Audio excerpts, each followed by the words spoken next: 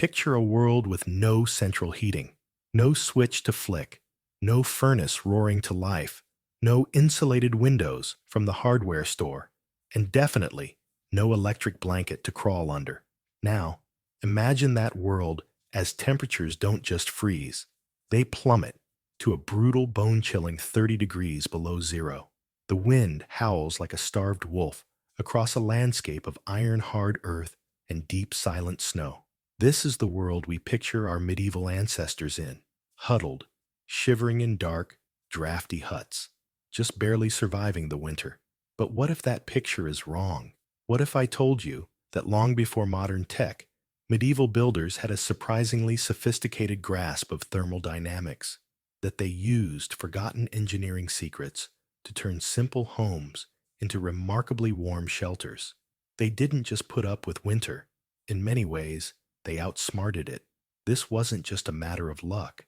As the medieval warm period gave way to a more volatile climate, things got dicey. The 14th century, for example, saw the beginning of a cooling period and catastrophic events like the Great Famine of 1315, a brutal reminder that adapting was a matter of life and death. This climatic instability was a prelude to what we now call the Little Ice Age. So, from the peasant's humble cottage to the lord's imposing castle, a silent war was waged against the cold. The weapons in this war weren't steel, but stone, clay, straw, and an incredible amount of ingenuity. In this video, we'll uncover the lost arts and clever science behind the medieval home. We'll explore how they built a building envelope designed to trap heat, and the smart heating methods that squeezed every bit of warmth from precious fuel. These aren't just historical fun facts, they're a testament to a forgotten kind of engineering, a resilience that makes you rethink our modern reliance on push-button everything. To get how a medieval home stayed warm, you have to stop thinking of it as a passive box and start seeing it as an active system. The battle against the cold started with the building itself. While the fire was the heart of the home, the walls, floor, and roof were its first and most vital line of defense. Every material and every design choice was made with the relentless enemy, winter, in mind. Technique 1. Wattle and daub, the peasant's breathable armor. Let's start small. In a typical peasant home, the classic peasant house was built with a technique called wattle and daub. At first glance, it seems primitive, a wooden frame with a woven lattice of flexible branches. The wattle stretched between the timbers. Then came the daub, a sticky plaster made of clay, sand, water, animal dung, and chopped straw, smeared all over the wattle to create a solid wall, sometimes up to a foot thick. Now, you might be thinking, mud and sticks, how good could that really be? And let's be real, these homes weren't perfectly sealed. But dismissing wattle and daub is to completely miss its genius. This stuff wasn't trying to be modern insulation. It worked on a totally different principle, thermal mass. Think of that thick, dense wall as a thermal battery. During the day, any heat inside, from the fire, cooking, sunlight, or even body heat, was slowly absorbed by these massive walls. Stone and clay take a long time to heat up, but they also take a very long time to cool down. As temperatures outside plunged at night, the fire might die down, but the walls, having charged up all day, would slowly and steadily radiate that stored heat back into the small room. This dramatically buffered everyone inside from the vicious temperature swings outside. It wouldn't make the room toasty, but it could keep the temperature from dropping to lethal levels overnight. Plus, the materials themselves were clever. The tiny air pockets in the chopped straw provided some insulation, just like air bubbles in modern materials. Wattle and daub walls were also breathable. Unlike modern concrete or vapor barriers that trap moisture, the porous clay let water vapor pass through, helping to regulate humidity and prevent damp, unhealthy conditions. Technique 2. The castle's stone embrace, thermal mass on a grand scale. If a peasant's wall was a thermal battery, A castle wall was a thermal power plant. These structures were often built with stone walls a meter or more thick, not just for defense, but for climate control. That mind-boggling amount of stone represented an immense thermal mass. Fires blazed in the Great Hall for much of the day, and the heat didn't just warm the air, it soaked into the very stones of the castle. Hours after the fires were banked for the night, those colossal walls would continue to release their stored warmth, preventing the vast rooms from becoming fatally cold. Anyone who's felt heat radiating from a sun-baked wall in the evening has experienced this exact principle. Of course, castles had a huge problem: windows. The solution was a compromise. Windows were often small slits, and when glass became more common for the wealthy, it was set deep within the thick walls. This created a deep, insulated pocket of still air in the window opening, cutting down on drafts and heat loss. Technique 3. The forgotten inner layer. More than just decoration. Even with huge stone walls, sitting near one could be chilly, as it would pull your body heat away. This is where one of the most misunderstood elements of medieval design comes in: the tapestry. We see them in movies as grand decorations, but their main purpose was practical. They were a key part of the insulation system. A heavy woolen tapestry hung on a stone wall creates a trapped layer of air between the fabric and the cold stone. This air gap is a terrible heat conductor. It acts as a buffer, stopping the room's warmth from being sucked away by the cold stone. It's the same principle as modern double-glazed windows. It's also why wearing layers keeps you warmer than one thick coat. It's the trapped air that does the insulating. For a lord, a room hung with tapestries wasn't just showing off.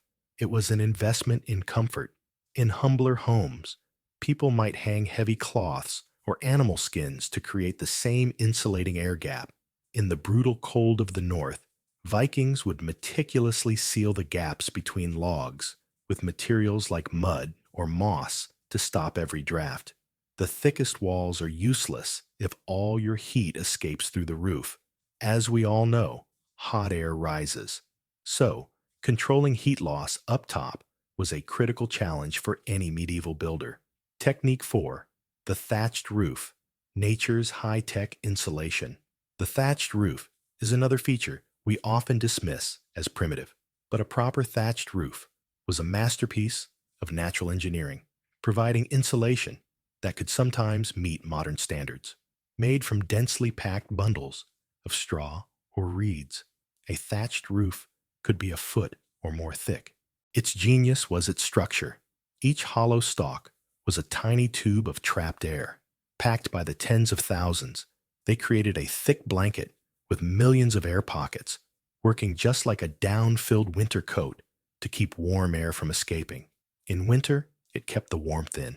In summer, it kept the heat out. The steep pitch meant rain and snow ran off quickly, with only the top few inches ever getting wet. While it required skilled maintenance, in a world where straw was everywhere, it was a cheap and incredibly effective roofing material. In even colder regions, builders used turf roofs, laying slabs of earth and grass over the structure, using the ground itself as a shield against the cold. So, the house is a well-designed shell, built to hold heat. But where did the heat come from? The answer is more clever than just a fire. Technique 5. The central hearth. Radiant heat for the masses. In a typical peasant's one-room home, you wouldn't find a fireplace in the wall. You'd find the hearth right in the middle of the room. This was deliberate. A fireplace in a wall loses a ton of heat into the masonry and straight up the chimney. A central hearth, however, radiates its heat 360 degrees. The fire warmed the people around it, the floor beneath it, and the air in every direction. The stone or earth floor would absorb heat, becoming a low-level radiator itself.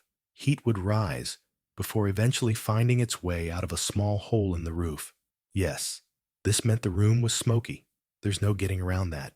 The air quality was poor, and a stray spark was a constant risk. But from a purely thermal perspective, It was a much more efficient way to heat a space than a wall fireplace. Technique 6. The rise of the chimney, a double-edged sword. Around the 12th century, a revolutionary technology appeared in wealthy homes, the chimney and wall fireplace. For the first time, you could have a fire and channel all the smoke out. This was a game changer. Rooms could now be stacked, each with its own fireplace, leading to more private, smaller rooms. But this innovation came with a significant thermal cost. A great deal of heat is lost directly up the flue. While the room was smoke-free, it was harder to heat. This was a shift in priorities from pure heating efficiency to comfort and air quality. Builders learned to mitigate this by building benches or sleeping platforms next to the massive chimney stack, which would absorb heat and radiate it for hours, creating cozy nooks that stayed warm long after the fire died down. Technique 7. The lost art of heat storage, inspired by the ancients. Perhaps the most astonishing medieval heating tech was reserved for the wealthiest in the coldest parts of Europe. It was a system known as a heat storage hypocaust. The basic concept of underfloor heating was a Roman invention, but the knowledge appears to have been preserved and radically improved in the late medieval period. Unlike the Roman system that needed constant fire, the medieval version worked like a giant, slow-release thermal battery. Here's how. In a chamber below the room, a furnace was built. On top of it, a massive pile of large granite boulders was stacked. A fire burned hot and fast for a few hours, heating the stones to incredible temperatures. The room above had a floor with small holes that were kept closed during the firing, while smoke was vented out a separate flue. Once the fire was out, the smoke flue was sealed and the vents in the floor were opened. The immense heat stored in the tons of granite would now slowly rise as clean, hot air. The efficiency was staggering. A single firing lasting a few hours could keep a large room comfortably warm for a prolonged period. Archaeologists have found evidence of these advanced systems in places like Malbork Castle in Poland. Winter survival wasn't just about grand engineering. It was also about the accumulation of small, clever habits that made a life-or-death difference. Technique 8. Sight and orientation. Working with nature, not against it. Long before passive solar design was a term, medieval builders understood it instinctively.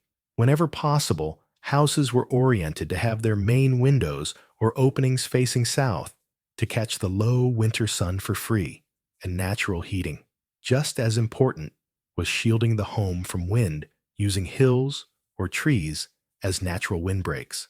Foundations were also often sunk into the earth, using the ground's stable temperature for insulation.